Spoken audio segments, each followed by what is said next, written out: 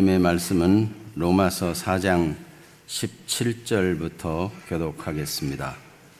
로마서 4장 17절. 기록된 바 내가 너를 많은 민족의 조상으로 세웠다 하심과 같으니 그가 믿은 바 하나님은 죽은 자를 살리시며 없는 것을 있는 것으로 부르시는 이시니라. 아브라함이 바랄 수 없는 중에 바라고 믿었으니 이는 내 후손이 같으리라 하신 말씀대로 많은 민족의 조상이 되게 하려 하시니 그가 100세나 되어 자기 몸이 죽은 것 같고 사라의 태가 죽은 것 같음을 알고도 믿음이 약하여지지 아니하고 믿음이 없어 하나님의 약속을 의심하지 않고 믿음으로 견고하여져서 하나님께 영광을 돌리며 약속하신 그것을 또한 능히 이루실 줄을 확신하였으니 그러므로 그것이 그에게 의로 여겨졌느니라. 그에게 의로 여겨졌다 기록된 것은 아브라함만 위한 것이 아니요 의로 여기심을 받을 우리도 위함이니 곧 예수 우리 주를 죽은 자 가운데서 살리신 이를 믿는 자니라. 같이 봅니다. 예수는 우리가 범죄한 것 때문에 내줌이 되고 또한 우리를 의롭다 하시기 위하여 살아나셨느니라. 아멘. 교회 행복에 대한 말씀 계속 드리고 있습니다. 우리가 은혜 받아 하나님의 자녀가 되었다는 것이 행복한 일이고 또 다른 행복은 우리의 믿음을 하나님께서 견고하게 만들어 주셔서 견고한 사람이 되는 그 행복을 누리게 하신다는 것입니다. 세상은 흔들리고 있습니다. 흔들리는 세상에 흔들리지 않는 사람을 찾고 있고 하나님께서는 일찍이 흔들리지 않는 견고한 믿음의 사람들을 세우고 계십니다.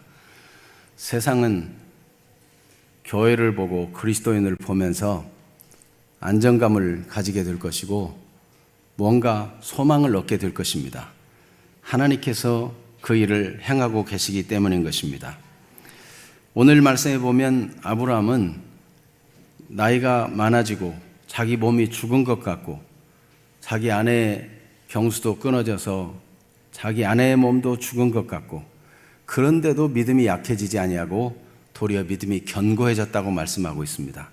어떻게 하면 상황이 어려워져도 흔들리지 않는 믿음으로 견고한 믿음으로 세워질 수 있을까요? 그런데 자세히 보면 세상만 흔들리는 것이 아니라 그 견고해졌다는 아브라함도 사실은 흔들리는 순간들이 많았습니다.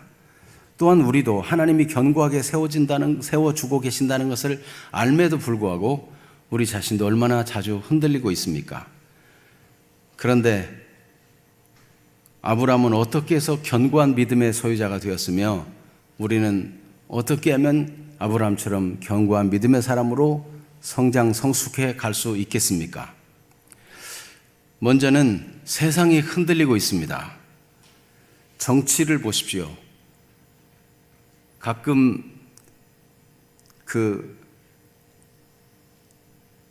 여론조사를 해보면 표심이 야당으로 갔다가 여당으로 갔다가 또 약한 야당에도 뭔가 소망이 보이는 것 같기도 하다가 이렇게 표심이 막 흔들리고 있습니다. 마지막 순간까지 긴장할 수밖에 없어요.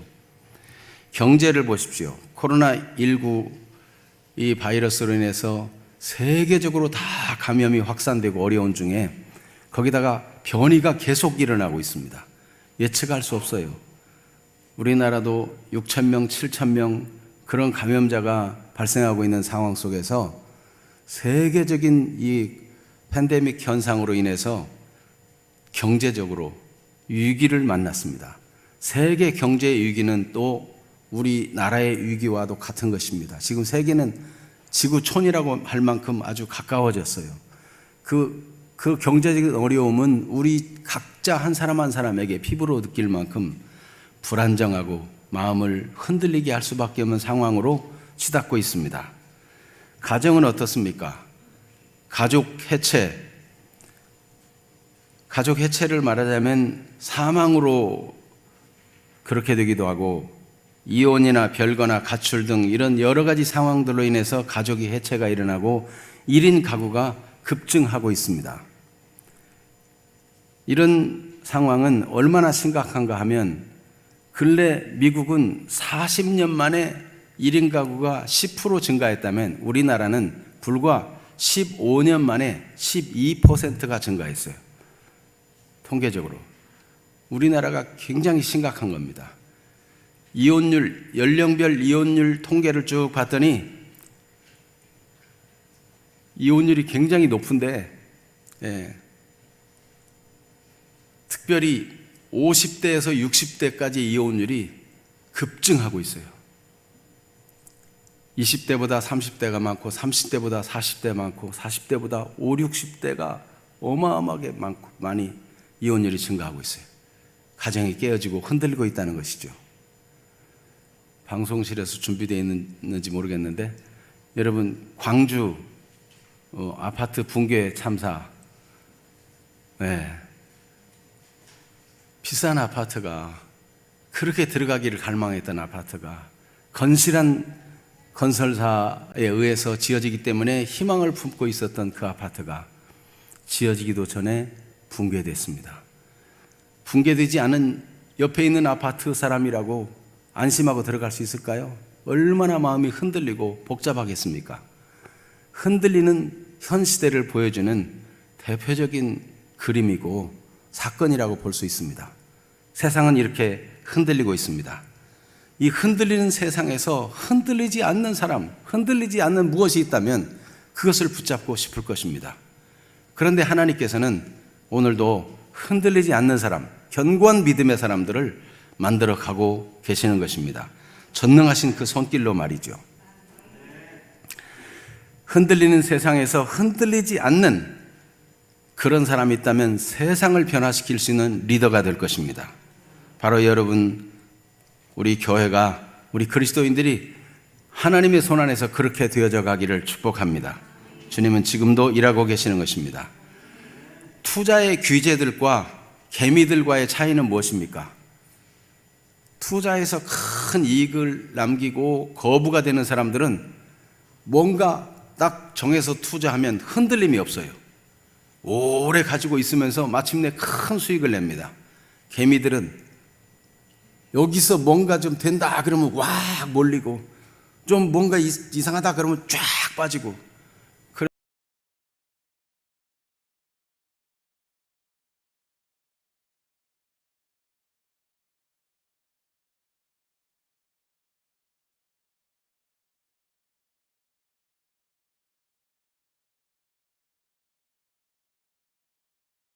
목 있고 전체를 조망할 수 있는 사람들은 가치 있는 곳에 투자하고 흔들림이 없습니다. 주가가 내려가도 흔들리지 않고 올라가도 너무 흔들리지 않고, 그렇게 해서 마침내 귀한 곳에 투자해서 의미 있는 수익을 거두고 또 국가 경제와 세계 경제에 이바지하는 사람들이 되는 것입니다. 정치인들도 마찬가지입니다. 아주 훌륭한 정치인들, 리더들과 철새 정치인들은 어떻게 다르겠어요? 설명할 필요가 없죠. 여러분, 든든하고 견고해서 변함없이 똑같은 마음을 가지고 리더십을 지켜나간다면 그는 훌륭한 지도자일 것입니다. 그러나 뭔가 아부하고 어느 줄에 서야 이익이 될 것인가, 전망이 있을 것인가, 그걸 눈치 보면서 늘 흔들리는 정치인들이 많이 있습니다. 아브라함 링컨은 정적인 스탠턴을 국방장관에 임명했습니다. 같이 변호사 시절에 저 시골뜨기하고는 같이 일하기 싫다면서 문을 박차고 나갔던 사람이 스탠턴이었습니다. 그리고 여러분, 원숭이를 보기 위해서는 아프리카로 갈 필요가 없습니다. 일리노이주 스프링턴에 가면은 링컨이라는 원숭이를 볼 수 있습니다. 이렇게 조롱했던 사람입니다. 아브라함 링컨은 독학으로 공부했고, 스탠턴은 유명한 그 유수한 학교를 정상적인 절차를 따라서 공부하고 귀족과 같은 사람이죠. 비교가 안 돼요. 늘 아브라함 링컨만 보면 비난했는데, 만약 아브라함 링컨이 대통령에 당선된다면 이것은 국가적인 재난이라고 말했을 정도입니다. 그런데 남북전쟁 노예를 해방시키는 위대한 역사를 이루기 위해서 아브라함은 기도하고 정진하던 중에 이 자기를 늘 비난하던 스탠턴을 국방장관으로 임명하였습니다. 국방장관이 된 후에도 늘 불편하게 했습니다. 원수는 없애버리는 게 좋지 않겠습니까? 그의 참모들이 이야기할 때 아브라함은 웃으면서 말했습니다. 그렇죠. 원수는 없애버려야죠. 스탠턴 같은 이 국가 위기를 잘 헤쳐나갈 위인을 기용해서 쓴다면은 그가 우리나라의 국난을 극복하는 데 큰 도움이 될 것이고, 그리고 원수는 예수님께서 사랑하라고 했으니 사랑으로 녹여가지고 없애버리면 되지 않겠습니까? 그리고 이 스탠턴을 국방장관에 기용했고, 이 스탠턴의 그 뛰어난 지략과 그 탁월함으로 당시 남북전쟁이라는 국난을 훌륭하게 극복해낼 수 있는 사람이 되었습니다. 주변에서 뭐라고 말해도 흔들리지 않는 아브라함 링컨의 리더십, 그 견고함, 하나님 앞에서 국가를 위해서 어떻게 해야 옳은 것인가를 붙잡고 흔들리지 않는 그 리더십은 오고 오는 세대에 그의 얼굴이 비록 못생겼어도 가장 존경받는 사람 중에 하나가 된 것입니다. 아브라함 링컨이 저격을 당해 죽었을 때 이 스탠턴은 여기 가장 위대한 사람이 누워있다, 그렇게 고백했다고 합니다. 흔들리지 않는 링컨의 리더십이 결국은 승리한 것입니다. 오늘 이 시대에, 흔들리는 시대에 하나님은 우리에게 견고한 믿음을 주셔서 흔들리지 않는 사람, 하나님의 역사를, 하나님의 나라를 온 땅에 펼쳐나갈 그런 사람을 만들어주고 싶으신 것입니다. 아브라함이 견고한 믿음을 가진 것은 아브라함만 위한 것이 아니고 오늘 교회된 우리를 위한 하나님의 행복한 설계인 것입니다. 아브라함이 견고한 믿음의 사람이 마침내 되었다. 그는 흔들리는 상황이 많았음에도 불구하고 그렇게 되었다는 것은 하나님이 우리도 흔들리지 않는 사람으로, 견고한 믿음의 사람으로 세워서 하나님의 역사를 이루고자 하는 행복한 설계임을 오늘 말씀을 통해서 확실히 붙잡는 시간이 되기를 축복합니다. 아브라함은 바랄 수 없는 중에도 바라고 믿었다 그랬어요. 소망할 수 없는데 소망을 놓치지 않는 그런 사람. 그는 전능하신 창조주를 믿는 믿음을 가졌어요. 그래서 죽은 자를 살리시며 없는 것 같은 것을 있는 것으로 부르시는 하나님, 무에서 유를 창조하신 하나님을 믿었어요. 얼마나 믿음이 견고했으면 그렇게 될 수 있을까요? 현상에 따라 약해지지 않았습니다. 그는 건강 상태가 점점 나빠져 갔어요. 바울 사도도 육은 날마다 후패하다라고 고백했는데 사람은 별 수 없어요.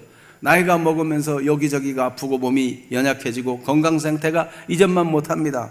몸에서 근육은 빠져나가고 점점 여기저기 삐그덕거리고, 그럼에도 불구하고 보이는 건강 상태는 나빠져 가는데 하나님을 향한 믿음은 오히려 견고해져 갔습니다. 자기뿐만 아니라 자기 아내도 그 태가 죽은 것 같이 되었어요.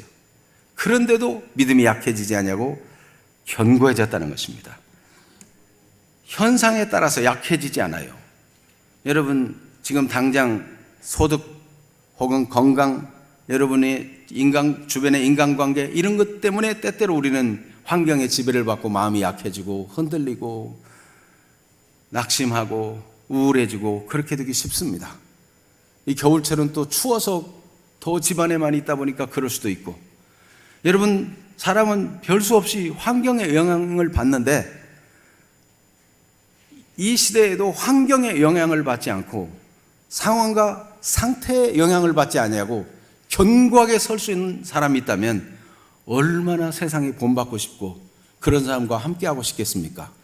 주님은 아브라함처럼 견고한 믿음의 사람으로 우리를 만들어주고 싶어 하십니다. 아브라함의 이 견고한 믿음은 끝까지 믿음이 약해지거나 의심하지 아니하고 지속적인 믿음을 놓지 않은 사람입니다. 그래서 마침내 하나님께 영광 돌리는 결말을 보기까지 그는 흔들리지 않았어요. 여러분, 믿는다 하다가도 자꾸 상황이 나빠지면 믿음이 약해지거나 믿음이 그만 없어져 버리는 경우들을 숱하게 만날 수 있습니다.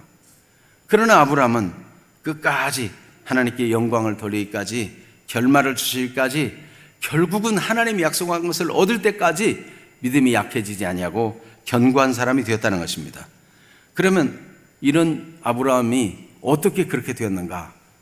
우리도 지금 상황이 흔들릴 상황이 많은데, 오늘 교회 오기 전까지도 마음이 싱숭생숭하고 불안하고 편안치 않고 그런 분들도 있을 거예요. 직업이, 안정된 직업이 없어요. 요즘에 미래가 어떻게 될지 알지 못하고 있어요. 이런 상황 속에서, 불안 속에서, 염려 속에서 찾아온 분 계실지 모르겠습니다. 오늘 주님의 답을 얻는 시간이 되기를 축복합니다. 하나님께서는 우리를 흔들림이 없는 믿음의 사람으로, 견고한 믿음의 사람으로 만들고자 행복한 설계를 가지고 계십니다. 그래서 흔들리는 세상에서, 흔들리는 상황에서 견고함으로, 흔들리지 않는 그런 믿음의 사람으로 성장 성숙하고, 흔들림에서 견고함으로 우리를 데리고 여행을 하시는 주님을 만나서 주님과 동행하는 그런 축복을 누리게 되기를 바랍니다. 견고함에서, 흔들리는 데서 견고함으로의 여행, 오늘 같이 떠나보시겠습니까? 자, 왜 우리는 견고하지 못하고 흔들립니까? 아브라함이나 또 여러 성경 인물들을 보면 흔들릴 수밖에 없겠구나 알 수 있습니다. 창세기 16장 2절에 보면은 아브라함이 85세 때, 75세 때 부름받아가지고 너에게 아들을 주겠다 약속을 받았는데 10년이 지나도록 아들이 없는 거예요. 그때 그의 아내 사라가 제안을 합니다. 당신의 아들이면 되니까 내 몸종 하갈에게 들어가서 아이를 가지라고. 아브라함은 흔들렸어요. 그래서 그 여종에게 들어가서 자녀를 얻게 됩니다. 아브라함도 흔들렸어요. 아브라함과 사라 사이에 아들을 주시는 게 아니고 하나님이 또 다른 방법 주시는가, 이런 마음 때문에 흔들렸어요. 그런데 하나님께서 아니라고 말씀하시는 것입니다. 그리고 또다시 세월이 흘러서 99세로, 성경이 껑충 뛰어요. 16장에서 17장으로 뛰는데 85세에서 99세로 뛰어요. 그동안에도 하나님이 침묵하고 계시고 하나님께서 아무런 역사도 이루지 않고 있는 것입니다. 여러분, 견고해지려면 조금씩 견고해져 가지고 마지막에 아주 견고해지고 흔들리지 않고 이러면 좋을 것 같은데, 하나님은 99세가 될 때까지도 계속 약속만 주십니다. 마치 공수표를 남발하는 것처럼만 느껴지는 거예요.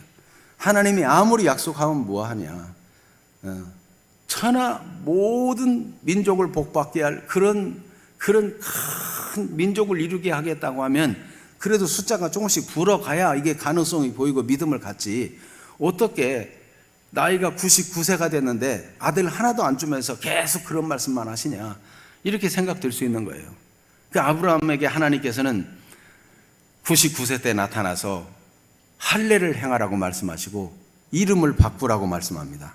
너는 아브라함이 아니고 이제는 아브라함이다.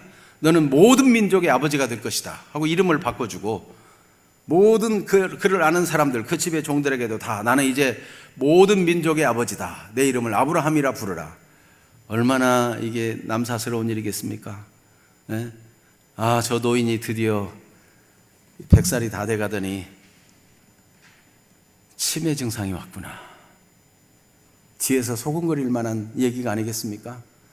그렇게 아들 낳고 싶어 하더니 결국은 이상해졌다, 이런 생각이 들지 않겠어요? 그런데 하나님께서 그 일을 하라고 할 때 아브라함은 그의 모든 가신들에게, 그의 종들에게, 그를 아는 모든 사람에게 다 얘기했어요. 앞으로는 나를 아브라함이라 부르지 말고 아브라함이라고 부르시오. 나는 모든 민족의 아버지가 될 것이오. 이렇게 이야기했습니다. 그런데 아브라함이 그 얘기를 들을 때 내년 이맘때, 이제 99세 말하기를 내년 이맘때 아들을 주겠다 그러니까 아브라함이 속으로 웃었어요.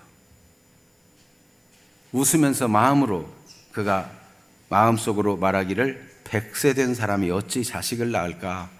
그때면 사라는 90세인데 어떻게 아들을 낳을 수 있으리요? 하고 웃었어요. 즐거워서 웃었어요. 네, 기가 막혀서 그냥 허탄한 웃음을 웃었겠어요. 네, 믿어지지 않는 흔들리는 마음을 나타낸 거죠. 흔들리는 마음. 아브라함도 그랬어요. 아브라함이 견고하다더니 보니까 99세가 되도록 자주자주 흔들리는 모습을 보이지 않나요?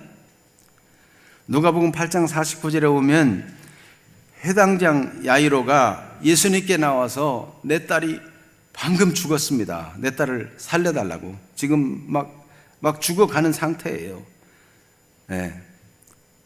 그렇게 예수님께 아뢰었는데 예수님이 같이 가주겠다고 가는 도중에 집에서 사람이 왔어요.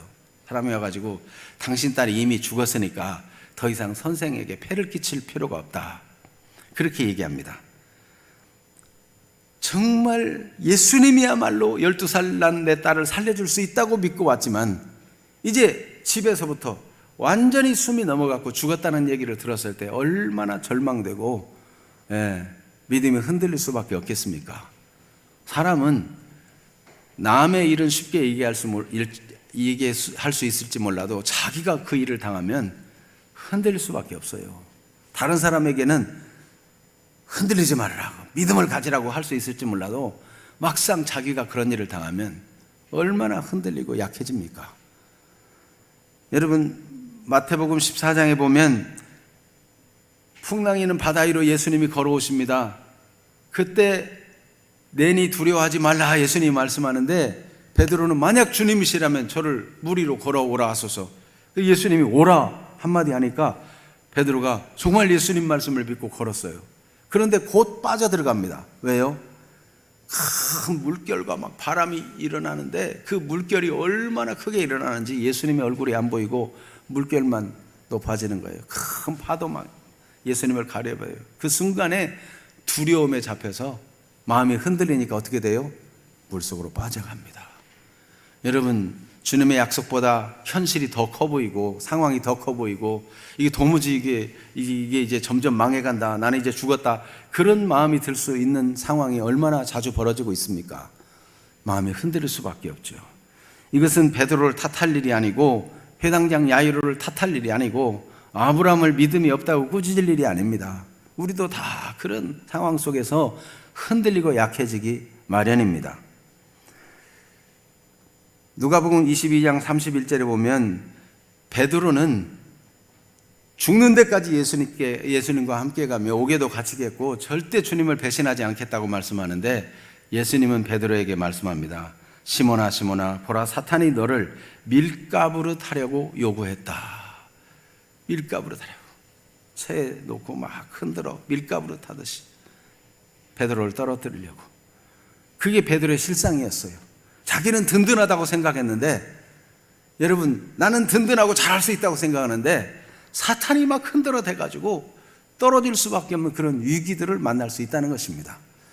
이 출렁이는 세상에서 이 세상 임금 악한 마귀가 함께 역사하고 있어가지고 견딜 수 없는 상황을 만나기도 하는 것입니다. 이렇게 흔들리는 아브라함의 모습, 회당장 야이로의 모습, 그렇게 이 믿음의 예수님의 수제자라고 하는 베드로도 흔들리는 모습을 보일진데 우리 또한 이 말씀을 듣는 순간 여러분 흔들렸던 적이 얼마나 많습니까? 네. 다 그래요. 두렵고 무섭고 염려되고.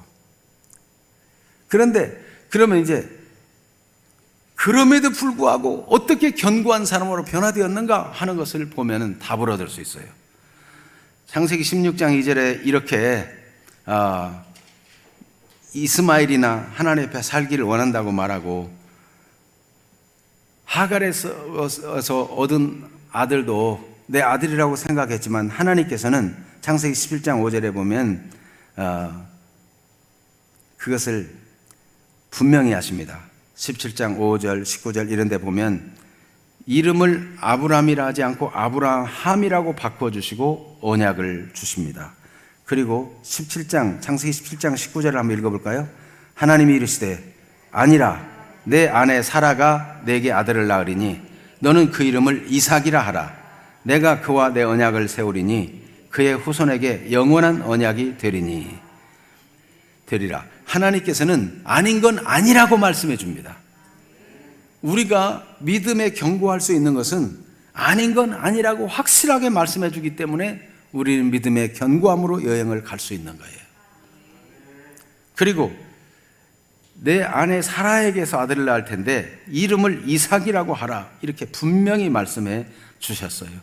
그래서 흔들리는 아브라함은 하나님의 약속을 믿고 다시금 견고한 믿음의 자리로 나갈 수 있었습니다. 그 믿음이 흔들릴 때마다, 믿음이 약해질 때마다, 두려울 때마다 하나님께서는 그런 일들을 하셨어요. 하늘의 별들을 보여주면서 내 자손을 이렇게 많게 하리라. 바다의 모래를 보여주면서도 내 자손을 이렇게 많게 하리라. 흔들리는 아브라함에게 찾아오셔서 말씀으로 흔들리지 않도록 세워주신 하나님이십니다.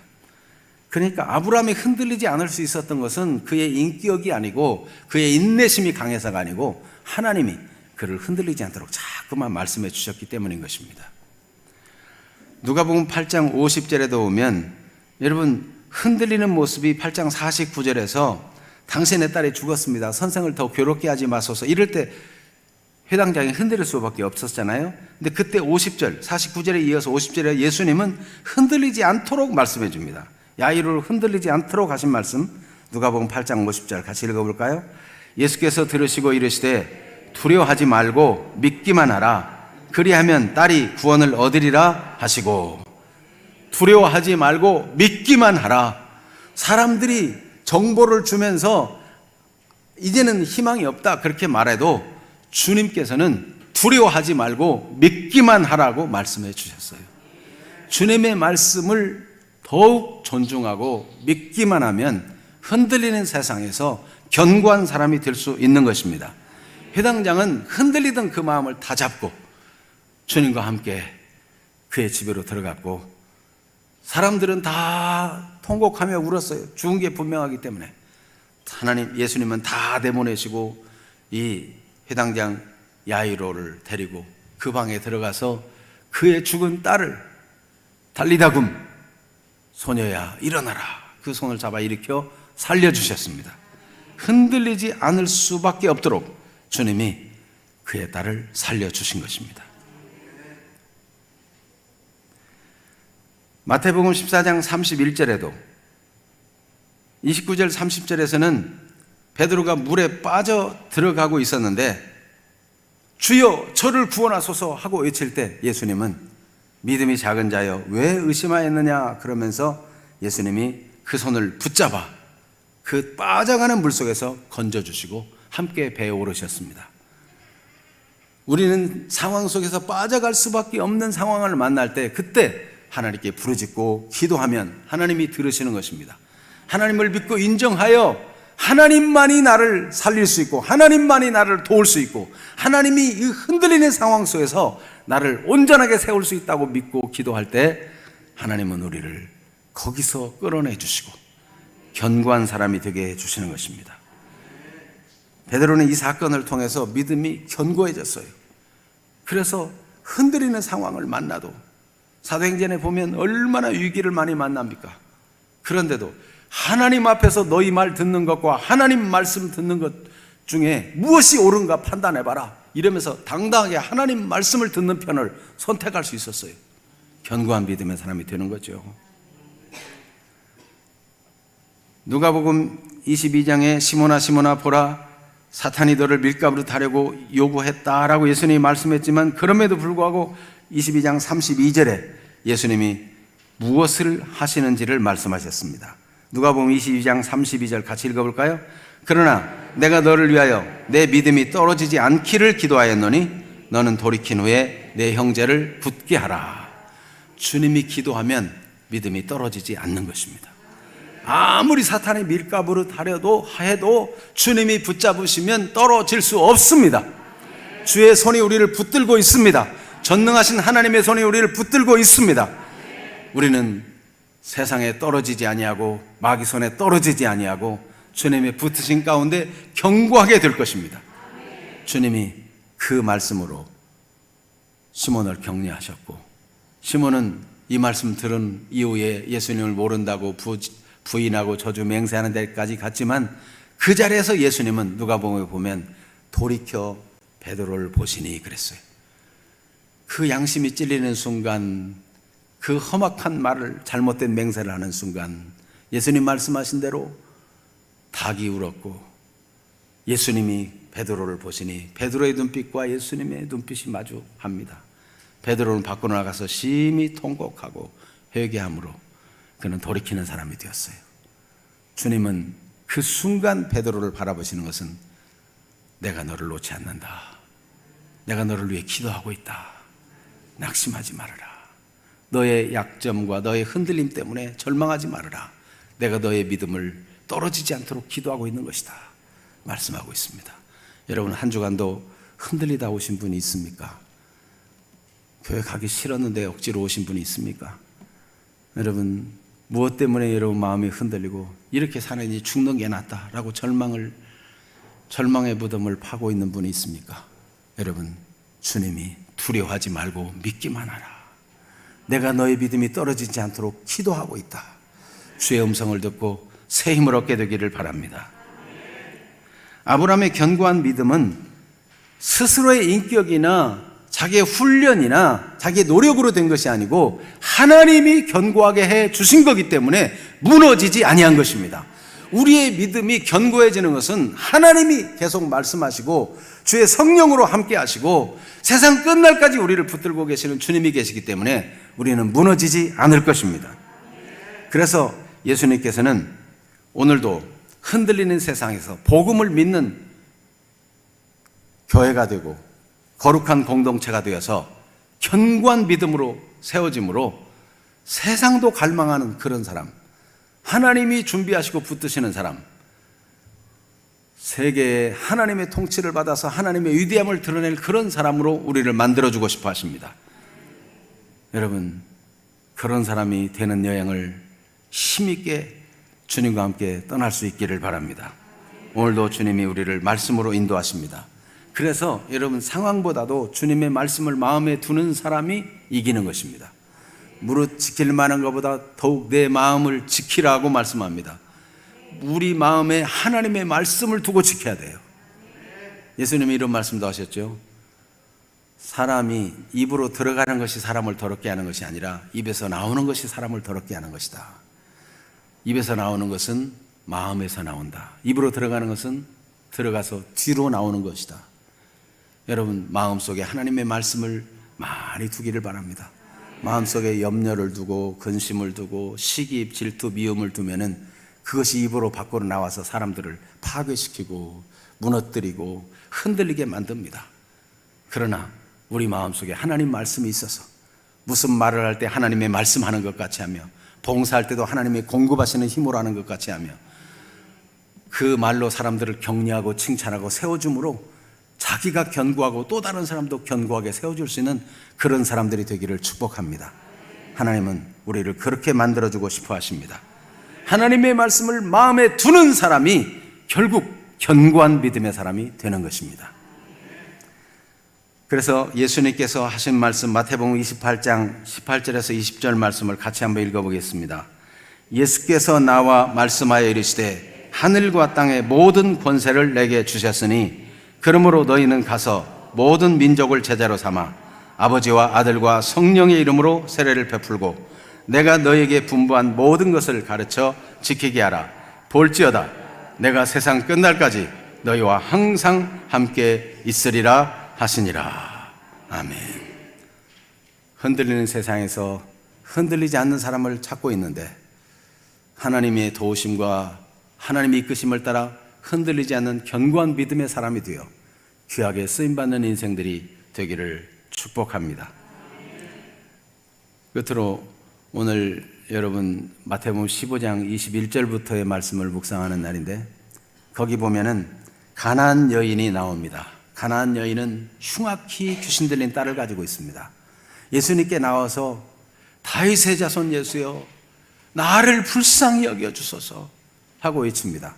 그런데 예수님의 반응을 보면 전혀 불쌍히 여기는 것 같지 않아요. 이 여인은 불쌍히 여겨주시는 예수님을 기대하고 왔는데 이 여인은 한마디도 이 여인의 부르짖음에 예수님은 답변하지 않습니다. 제자들은 눈치를 채고 저 여자가 뒤에서 시끄럽게 소리 지르니 보내자고 말합니다. 여인이 가까이 와서 간청을 합니다.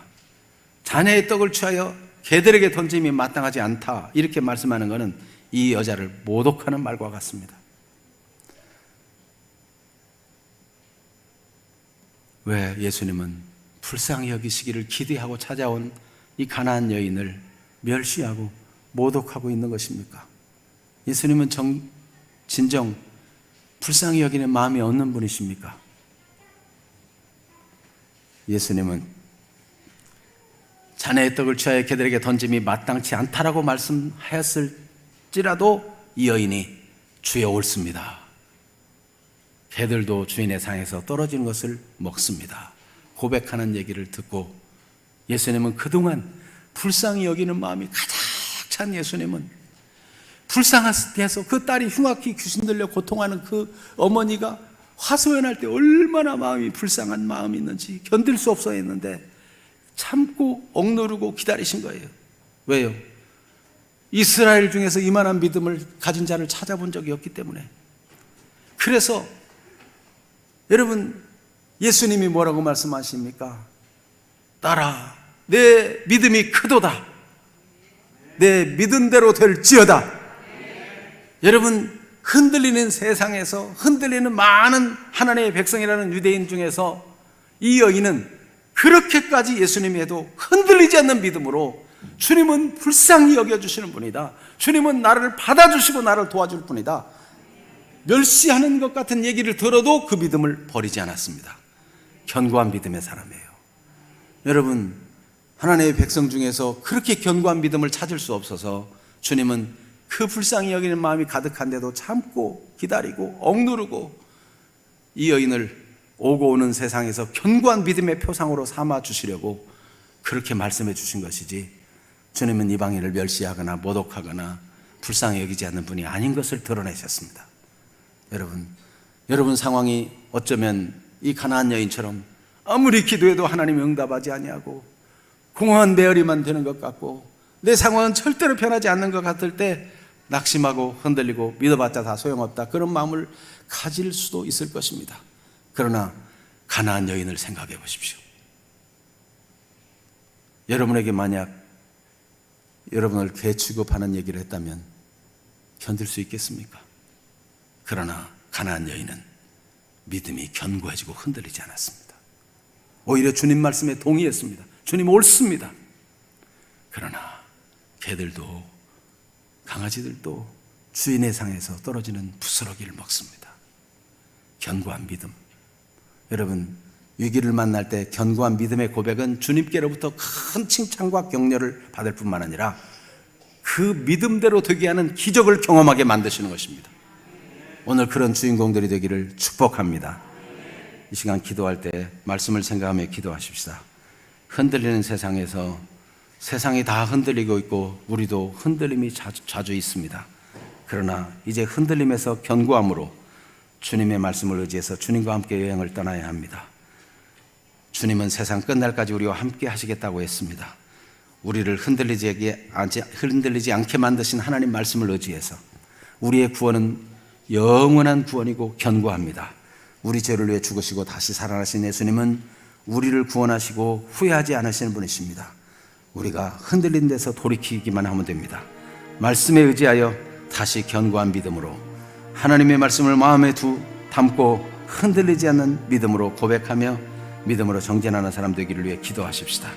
이 시간 흔들렸던 것, 연약했던 것들은 자백하고 이제는 흔들리지 않는 믿음으로 견고하게 서기를 사모하며 주 앞에 기도하겠습니다. 주여 한번 외치고 기도하겠습니다. 주여! 살아계신